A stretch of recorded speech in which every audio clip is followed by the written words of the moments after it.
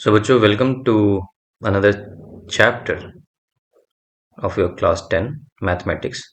इस चैप्टर का नाम है बच्चों, जैसा आप देख सकते हो, ट्रायंगल्स। और ये आपका चैप्टर नंबर 6। सो बच्चों, जो ट्रायंगल्स आपने पढ़ा है, आपने क्लास 8 में भी पढ़ा होगा, आपने क्लास 9th में भी पढ़ा होगा, क्लास 10th में भी पढ़ा होगा। तो ऐसा क्या है जो हम क्लास सॉरी 10th में बोल रहा हूँ, 10th में तो अभी आप पढ़ ही रहे हो। 10th बोल दिया क्या मैंने? ओके। सो क्लास 7th में देखा होगा, 8 में देखा होगा, 9 में देखा होगा, कुछ कुछ चीज़ें पढ़ी भी होंगी, ट्रायंगल्स के बारे में समझी होंगी। ये जो क्लास 10th में आपको जो ट्रायंगल्स के बारे में पढ़ना है, उसको कहते हैं similarity of triangles. Similarity of triangles. जब भी मुझे मैथमेटिक्स में लिखना होगा ना, तो मैं ट्रायंगल बना के एस लिख दूंगा, या सिर्फ ट्रायंगल ऐसे बना दूंगा, तो समझना ट्रायंगल्स लिखा हुआ है। ये मैथमेटिक्स में लिखने का तरीका होता है ट्रायंगल। जैसे ये ट्रायंगल लिखा हुआ है ना, इसके जगह पे ऐसे ही बनाया जा सकता था मैथमेटिक्स में। ठीक है, ओके। तो ये सिमिलैरिटी ऑफ ट्रायंगल्स पढ़ेंगे हम लोग, देखेंगे सिमिलैरिटी ऑफ ट्रायंगल्स क्या होता है। लेकिन उसके पहले कुछ बेसिक चीजें हम देख लेते हैं। और ये बेसिक चीजें इसलिए रिक्वायर्ड हैं क्योंकि हम सभी कम से कम एक प्लेटफॉर्म पे हो जाए। क्योंकि आप ट्रायंगल्स क्लास 7 से पढ़ रहे हो, क्लास 8 से पढ़ रहे हो, 9th भी पढ़ रहे हो, तो जो जो भी आपने पढ़ाई की है, मुझे लगता है कि उसमें का जो बेसिक पार्ट है, जो मेन कॉन्सेप्ट है, वो हम सबको पता होना चाहिए। तो हो सकता है कोई इंटेलिजेंट बच्चा ये वीडियो को देख रहा होगा, उसको सब पता होगा। हो सकता है कोई मीडियोकर होगा, हो सकता है कोई लो स्टैंडर्ड का होगा। लेकिन मेरा कोशिश ये है कि जब हम सिमिलैरिटी को स्टार्ट करें, तो हम सबके पास जो बैकग्राउंड नॉलेज है, वो सब एक ही हो, उतना हो। और एक बार उतना बैकग्राउंड नॉलेज है तो हम स्टार्ट कर पाए। ठीक है। साथ ही साथ बच्चों, ट्रायंगल्स के बारे में बहुत बेसिक से अच्छे तरीके से मैंने समझाया है। आपके क्लास 8 वाले प्लेलिस्ट में आप देखना, उसमें शायद क्वाड्रिलेटरल्स है या ट्रायंगल्स, इस टाइप के जो चैप्टर्स हैं, उसमें मैंने बहुत अच्छे से समझाया कि एरिया क्या होता है, ट्रायंगल्स क्यों बोलते हैं, ट्रायंगल का एरिया क्या होता है। ठीक है, जो बेसिक बिल्कुल होता है, वो सारी बातें हमने बताई हैं। ठीक है। सो वो आप एक बार चाहो तो देख सकते हो। कोई बच्चा ऐसा महसूस कर रहा है कि वो बहुत ही कमजोर है, उसको नहीं समझ में आ रहा, तो आई एम 100% श्योर कि आपको वहां से तो पक्के समझ में आएगा, और वहां देखने के बाद बहुत टाइम नहीं लगेगा, फिर आप यहाँ पे शिफ्ट कर सकते हो। ठीक है। सो बच्चों देखो, हम सबको पता है कि ट्रायंगल्स का मतलब होता है ऐसा चीज जिसका ट्राई एंगल्स, तीन एंगल वाली क्लोज्ड फिगर को, याद रहे, क्लोज्ड फिगर। तो जैसे मैंने ऐसे बना दिया, ऐसे बना दिया, और ऐसे बना दिया। कितने एंगल हुए? एक एंगल ये, दूसरा एंगल ये। अच्छा, तो तीन एंगल बनाना है, तीन एंगल बना दिया। लो, ये तीसरा एंगल। क्या ये ट्रायंगल है? ये ट्रायंगल नहीं है। तीन एंगल तो इसमें भी है, देखो, एक एंगल, दूसरा एंगल, और ये तीसरा एंगल। लेकिन ये क्लोज्ड फिगर नहीं है, इसलिए ये ट्रायंगल नहीं है।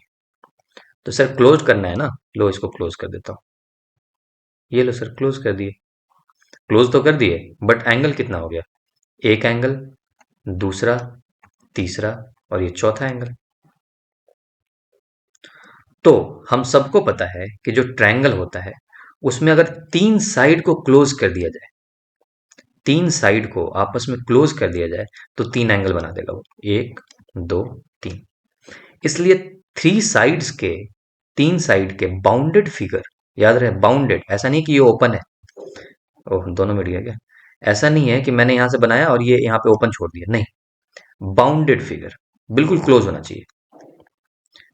थ्री साइड के बाउंडेड फिगर को हम ट्रायंगल कहते हैं। क्यों? क्योंकि तो उसमें तीन एंगल होगा ही होगा। ठीक है जी, ओके। तो ये सबको पता है, हम सबको पता है कि ट्रायंगल क्या होता है। अब कुछ टाइप्स ऑफ ट्रायंगल होते हैं बच्चों। जैसे कभी आपको ऐसे बना दिया गया और ये बोला गया कि ये 90 डिग्री है। ट्रायंगल का हमेशा नाम लिखा जाता है, ए, बी, सी। और अगर ये वाला मैंने बना दिया 90 डिग्री, तो इस तरीके के ट्रायंगल को बोलते हैं right angle triangle. Right angle triangle. Right angle क्यों? क्योंकि एक एंगल इसका राइट एंगल। ठीक है। कभी ऐसा ट्रायंगल बना हुआ हो, ऐसे, इसका ये वाला साइड, ये वाला साइड, ये वाला साइड बराबर। अच्छा, जब भी मुझे ट्रायंगल में साइड को बराबर बताना होता है, तो मैं क्या करता हूं, इस लाइन के ऊपर एक डंडा खींच देता हूं। जैसे मान लो ये ट्रायंगल का नाम रख दिया गया ए बी सी। इस ए बी वाले लाइन पे मैंने एक ऐसे डंडा खींच दिया, और एसी वाले लाइन पे भी एक सिंगल डंडा, बीसी वाले लाइन पे भी एक सिंगल डंडा, ऐसे। तो इसका मतलब पता है क्या होता है मैथमेटिक्स में? इसका मतलब होता है कि A B is equal to A C is equal to B C. मतलब इसका लेंथ अगर यहां से यहां तक 4 सेंटीमीटर है, तो ये भी यहां से यहां तक, ए से लेकर सी तक 4 सेंटीमीटर होगा। ये भी यहां से यहां तक 4 सेंटीमीटर होगा। ठीक। इसी चीज को शॉर्ट में बताने के लिए कि भैया तीनों बराबर हैं, इस चीज को बताने के लिए हम ऐसे डंडा खींच देते हैं मैथमेटिक्स में। इसको सिंबल बोलते हैं, बताने का तरीका कि जी तीनों बराबर है। तो अगर मैं नहीं भी लिखूं ये चीज, तो तुम्हें खुद समझ जाना है कि भैया ये तीनों बराबर होंगे। और इस तरीके के ट्रायंगल्स को बोला जाता है इक्विलेटरल ट्रायंगल। इक्विलेटरल ट्रायंगल्स, जिसके तीनों साइड बराबर हो। ठीक है। इक्विलेटरल ट्रायंगल के तीनों एंगल 60-60 डिग्री होते हैं। 60 डिग्री, 60 डिग्री, 60 डिग्री। ठीक। प्लस कोई भी ट्रायंगल ले लिया जाए दुनिया का, उसका sum of angles of any triangle, दुनिया का कोई भी ट्रायंगल ले लो, उसके एंगल का अगर सम कर देते हैं तो ये हमेशा 180 डिग्री आता है। देख लो, 60 degree plus 60 degree plus 60 degree कितना हो गया? 180 डिग्री।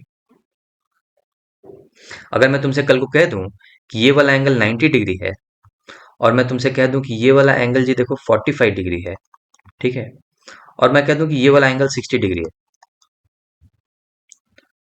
तुम बता सकते हो क्या ये पॉसिबल है? नहीं है। ये पॉसिबल ही नहीं है, ऐसा ट्रायंगल बनाया ही नहीं जा सकता दुनिया में।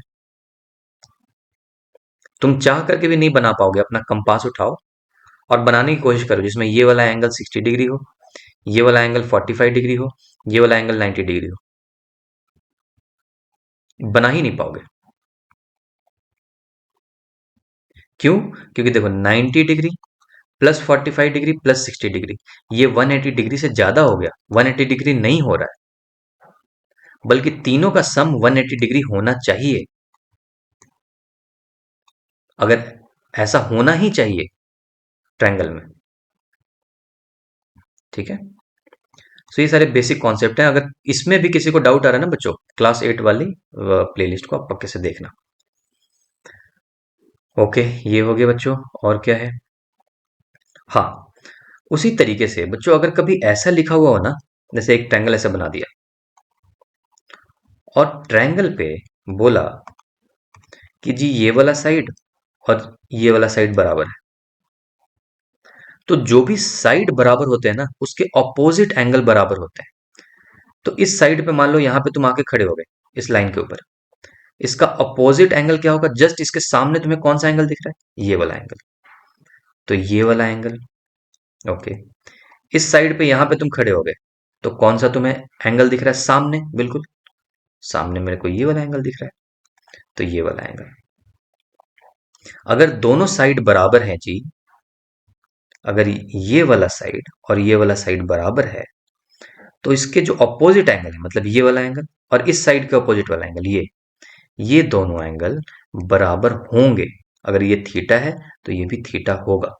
ये ट्रायंगल की प्रॉपर्टी है, ये पता होना चाहिए आपको। ठीक है जी। और इसी प्रॉपर्टी को यूज करके आप देखो तो चाहो तो तुम ये निकाल सकते हो कि एक इक्विलेटरल ट्रायंगल का एंगल 60 डिग्री क्यों होता है। मान लो तुम्हें नहीं पता, लेकिन इतना तो पता है ना कि ये वाला साइड, दूसरा कलर यूज करें क्या, इतना तो पता है ना कि ये वाला साइड और ये वाला साइड बराबर है। तो इसके ऑपोजिट एंगल पे जाओ, यूं चले गए इसके ऑपोजिट एंगल यहां, तो ये वाले एंगल को मान लो थीटा मान लिया।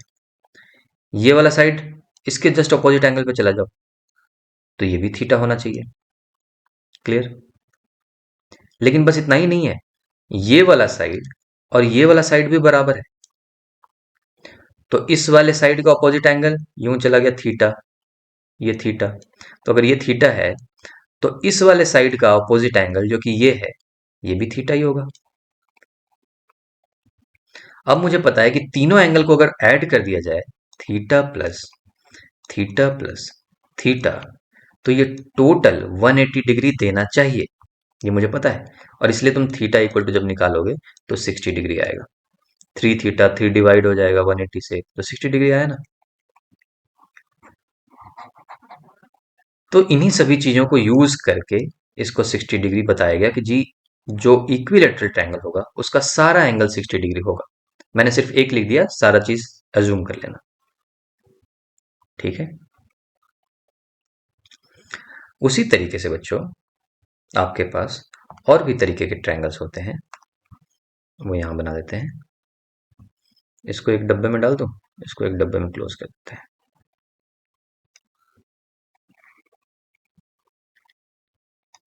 आगे लिख लेते हैं उसमें क्या है। ऐसे ट्रायंगल्स होते हैं आपके पास जिसके कोई भी दो साइड बराबर। इन तरीके के ट्रायंगल्स को बोलते हैं आइसोसेलिस ट्रायंगल। तो सोचो, अगर ये साइड बराबर है तो इसका ऑपोजिट वाला एंगल ये थीटा, ये साइड बराबर है तो इसका ऑपोजिट वाला एंगल ये थीटा, ये दोनों एंगल बराबर होंगे। इसलिए आइसोसेलिस ट्रायंगल में दो साइड और उसके ऑपोजिट वाले एंगल्स बराबर होते हैं। इसको हम बोलते हैं आइसोसेलिस ट्रायंगल।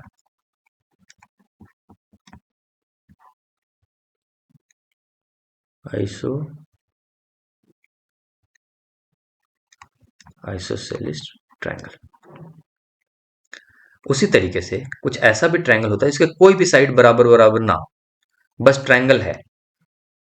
इस ट्रायंगल का नाम है ए बी सी। इस तरीके के ट्रायंगल को बोलते हैं स्केलिन ट्रायंगल। ये सब आपको पता ही होगा, नीडलेस टू से।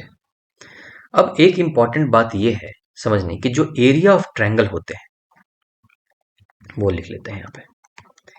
एरिया किसी भी ट्रायंगल का, किसी भी दुनिया के किसी भी ट्रायंगल का इक्वल टू होता है half into base into height.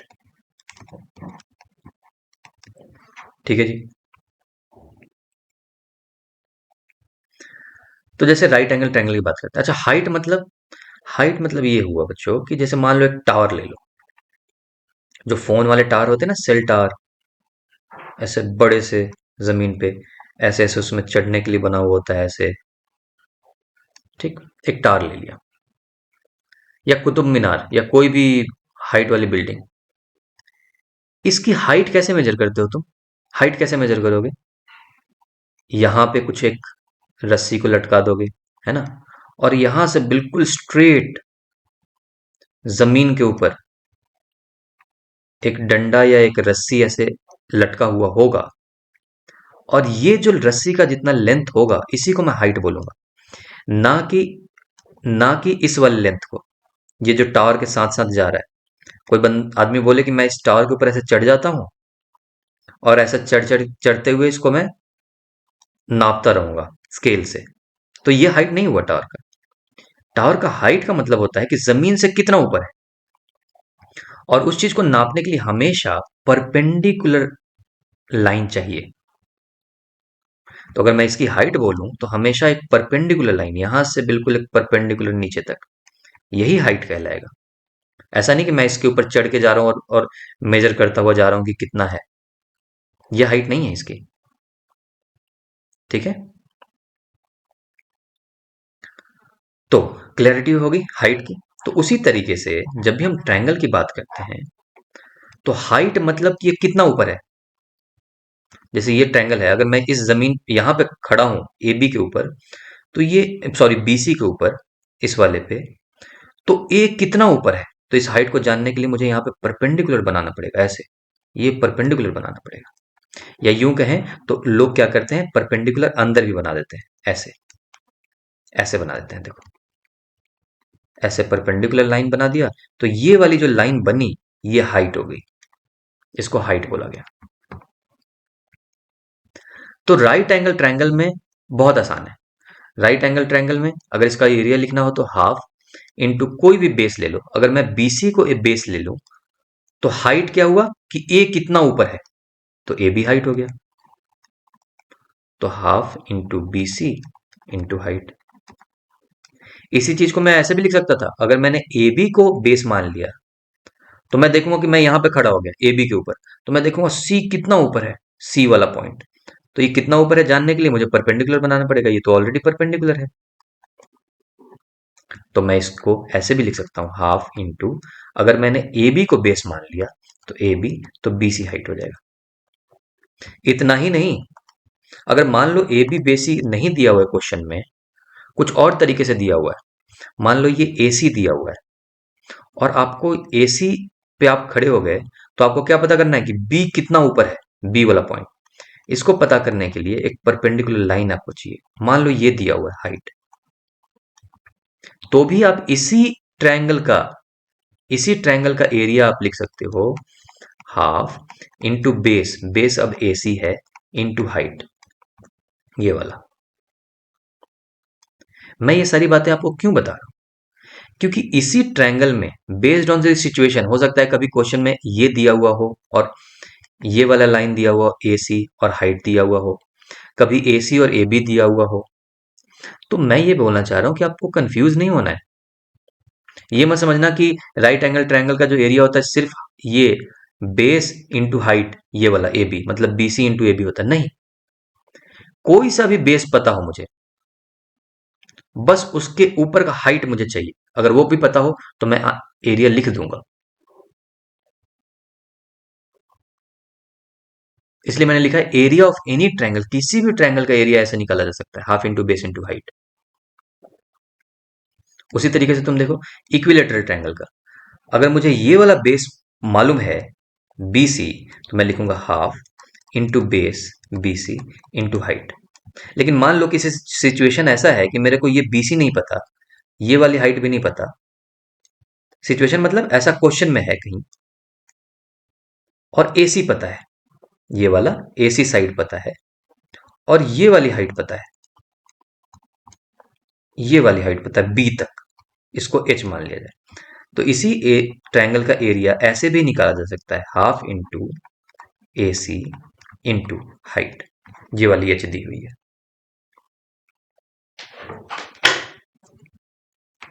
Just minute, I plug in this.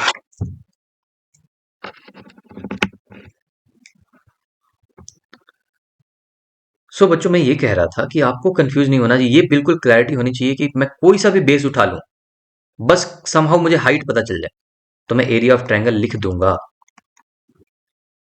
इस ट्रायंगल का भी देख लो, इस ट्रायंगल में भी कोई सा भी बेस उठा लो, बस उसके कॉरेस्पॉन्डिंग हाइट पता होना चाहिए आपको। मान लो ए बी वाला बेस उठा लिया, ए बी ये वाला, तो ये वाली हाइट पता होनी चाहिए आपको, ये।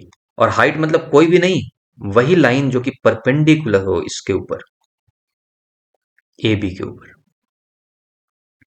उसी तरीके से अगर इस ट्रायंगल का भी पता करना हो जिसमें कुछ भी नहीं है, और मान लो बीसी पता है आपको बेस, तो इस बीसी के ऊपर ए पॉइंट से ड्रॉ किया हुआ एक परपेंडिकुलर लाइन, ये हाइट कहलाएगा। इसी में मान लो आपको ये नहीं पता, बीसी नहीं पता, ओ ये भी तो मिट गया। मान लो आपको एसी पता है, ये वाला पता है एसी, एसी पता है मतलब एसी का लेंथ कितना, लेंथ ये पता है, तो आपको हाइट कौन सी चाहिए होगी, बी कितना ऊपर है ये जानना है, तो इसके लिए बी से एक ड्रॉ किया हुआ लाइन जो कि इस एसी के ऊपर परपेंडिकुलर हो, ये हाइट कहलाएगा। और इस ट्रायंगल का एरिया लिखा जा सकता है हाफ इंटू बेस क्या है एसी इंटू हाइट। क्लियर है। तो बच्चों ये सारी बातें, अच्छा एरिया का क्या मतलब होता है ये पता है ना, एरिया का मतलब होता है इसके बीच का पूरा स्पेस, ये पूरा एरिया कहलाता है। ये सब मैंने क्लास 8 वाले उसमें आपको एक्सप्लेन किया हुआ है। Half into base into height क्यों होता है एरिया ऑफ ट्रायंगल, एरिया क्या कहलाता है, ये सारी चीजें अगर जो आपको उसमें भी डाउट है तो आप वहां पे जाकर के अच्छे से इत्मीनान से देख सकते हो। इसको मैं जानबूझ के यहाँ पे एक्सप्लेन नहीं कर रहा because it will unnecessarily consume our time.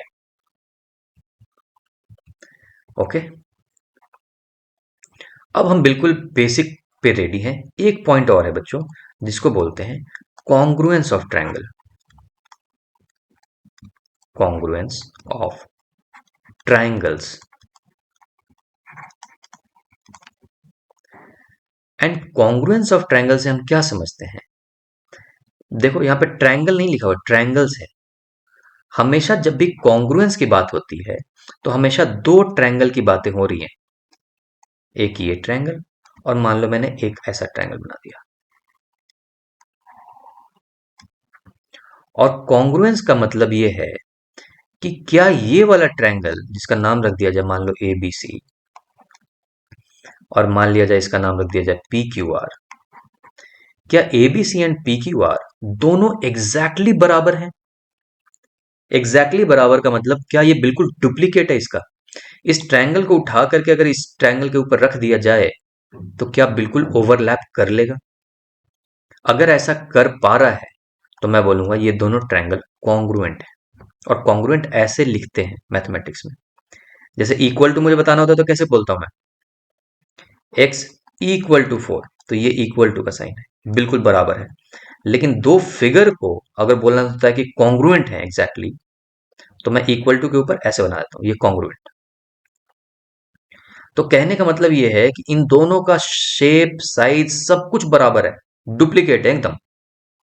अगर ये एंगल, ये एंगल, ये एंगल, ये साइड सब कुछ बराबर होगा इनका, तभी तो इसको उठा करके इसके ऊपर रख देंगे तो बिल्कुल ओवरलैप कर जाएगा। तो इसको कॉन्ग्रुएंट बोलते हैं। और कॉन्ग्रुएंस और सिमिलैरिटी जो अभी हम पढ़ेंगे, ये कभी एक ट्रायंगल के ऊपर बात नहीं कर रहे हैं हम हमेशा बात कर रहे हैं दो और दो से अधिक ट्रायंगल को कंपेयर कर रहे हैं। दो तो होना ही है मिनिमम। मतलब मैं इस ट्रायंगल एबीसी और ट्रायंगल पीक्यूआर को कंपेयर कर रहा हूं कि क्या ये दोनों एग्जैक्टली सेम है। अगर एग्जैक्टली सेम है, एग्जैक्टली इसके ऊपर ओवरलैप कर जाता है, तो मैं बोलूंगा कॉन्ग्रुएंट है। और कॉन्ग्रुएंट को मैथमेटिक्स में बताने के लिए बताया गया कि या तो एस एस एस प्रॉपर्टी, या तो A S a property, S S property, R H S property, इस तरीके की प्रॉपर्टी बनाई गई कॉन्ग्रुएंस को बताने के लिए। आप बोलो सर क्यों बताई गई, बढ़िया तो है, यहाँ पे देख करके बता दूंगा। जैसे आपने मान लो यहाँ पे कुछ भी लेंथ दे दिया, इसको बोल दिया 6 सेंटीमीटर, ये भी आपने बोल दिया 6 सेंटीमीटर, ये भी बोल दिया 6 सेंटीमीटर। आपने बताया कि ये भी 6 सेंटीमीटर है, ये भी 6 सेंटीमीटर है, ये भी 6 सेंटीमीटर है। तो मैं तो सिर्फ देख के बता दूंगा कि हाँ इसको इसके ऊपर रख देंगे तो बिल्कुल ओवरलैप कर जाएगा। वैसे देखने में ये थोड़ा छोटा लग रहा है ना, तो लो देखने में भी अच्छे से बना देता हूँ।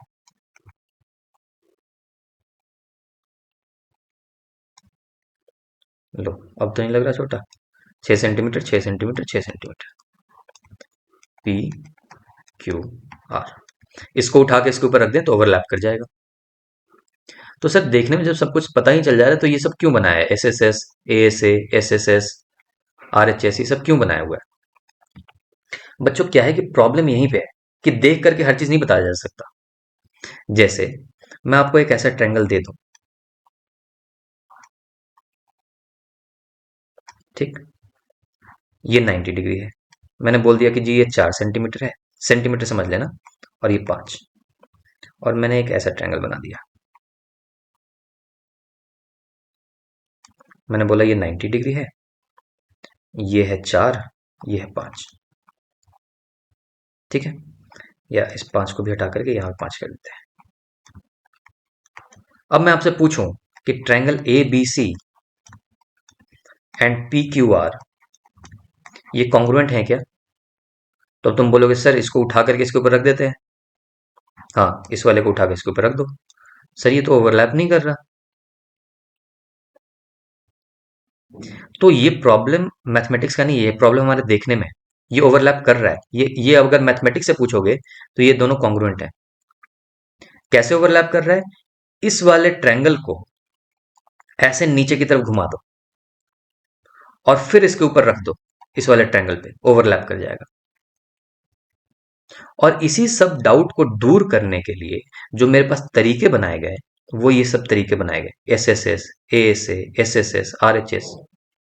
तो मैं बोलूंगा कि इसमें राइट हैंड साइड एक एक साइड मैच कर गया, 4 4।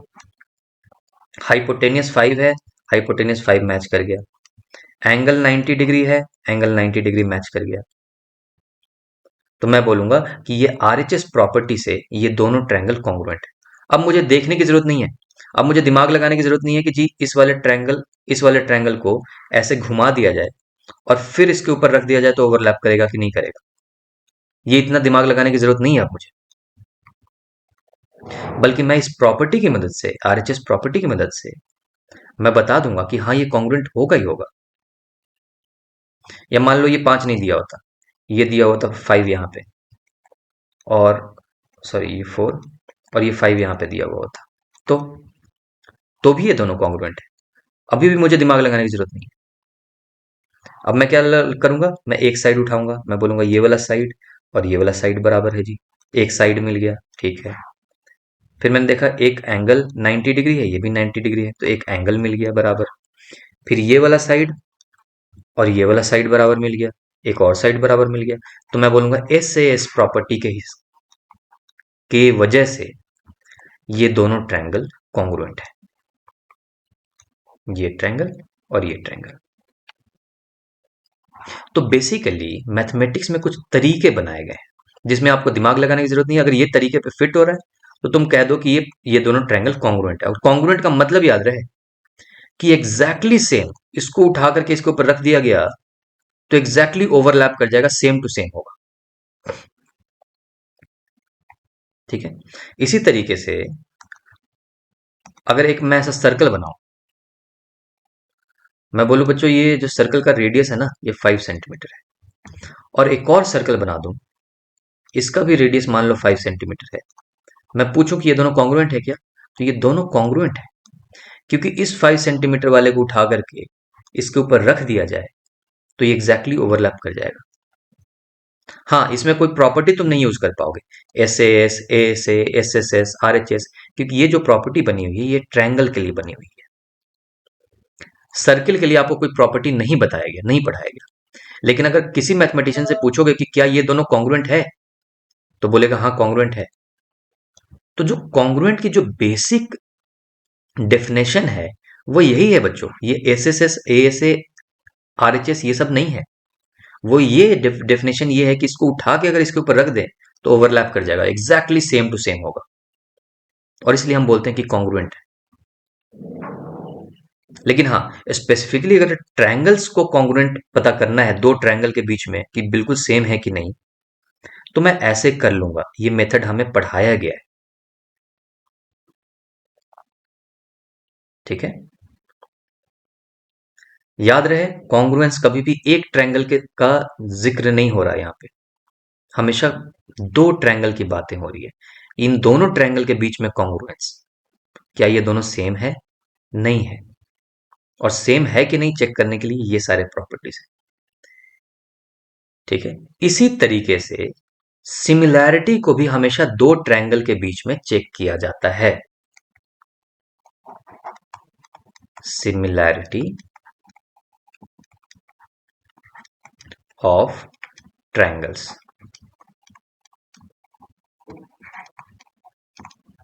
सिमिलैरिटी को भी हमेशा दो ट्रायंगल के बीच में बात किया जाता है कि क्या ये दोनों सिमिलर हैं। तो अब ये बातें आपको मैं अगली क्लास में बताऊंगा कि कॉन्ग्रुएंट का तो मतलब समझ में आ गया ना कि एग्जैक्टली सेम टू सेम। तो तुम पूछो सर सिमिलर का क्या मतलब हुआ, सिमिलर मतलब क्या बोलना चाहते हैं कि देखने में एक जैसा, कैसा, क्या होगा सिमिलैरिटी मतलब। कॉन्ग्रुएंट तो समझ में आ गया कि बिल्कुल एग्जैक्टली सेम टू सेम होगा, इसको इसके ऊपर रख दिया तो ओवरलैप कर जाएगा। तो सिमिलैरिटी का क्या मतलब है, ये सारी बातें हम आपको नेक्स्ट क्लास में बताएंगे, ठीक है जी। चलो फिर मिलते हैं आपसे नेक्स्ट क्लास में।